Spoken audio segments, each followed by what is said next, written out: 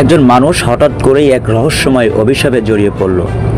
যতবারই জল পান করে মুহূর্তের মধ্যে সে মরুভূমিতে চলে যায়, এমনকি মুখের ভেতরে জল বালিতে পরিণত হতো। সাঁতার কাটা, ঝর্ণা থেকে খাওয়া, যাই করুক না কেন, জল মানেই ছিল মরুভূমির ফাঁদ। মানুষটি দিন রাত হাঁটতে লাগলো, দীর্ঘদিন মরুভূমিতে ঘুরে অবশেষে খুঁজে পেল একটি ছোট্ট ঝর্ণা। আনন্দে এক চুমুক জল খেলো, কিন্তু সাথে সাথেই আবার মরুভূমিতে চলে গেল। সে বুঝলো এটি নিশ্চয়ই কোনো না কোনো অভিশাপ। বন্ধুরা, এই চ্যানেলের নতুন দর্শক হয়ে থাকলে অবশ্যই চ্যানেলটি সাবস্ক্রাইব করে বেল আইকনটি বাজিয়ে রাখো। আর যারা অলরেডি সাবস্ক্রাইব করেছো তাদের অসংখ্য ধন্যবাদ। এবার সে কৌশল করে জল না খেয়ে সরাসরি ঝর্ণার উপর লাফিয়ে পার হলো।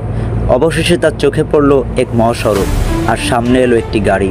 তিনি মানুষটিকে গাড়িতে তুললেন এবং তাকে দিলেন এক বোতল মদ। তৃষ্ণার্ত মানুষটি অস্থির হয়ে পান না করে থাকতেই পারল না। তখনই আবার মরুভূমিতে ফিরে গেল। এবার সে রেগে আগুন, আবারও দীর্ঘ পথ পাড়ি দিল। শরীর ক্লান্ত, সৌভাগ্যক্রমে সে আবারও একটি গাড়ি পেল। এবার সে শপথ করল কোনো কিছু পান করবেন না। অবশেষে সে বাড়ি ফিরল।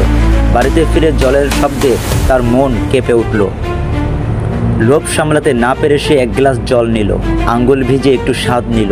আশ্চর্য, কিছুই হলো না।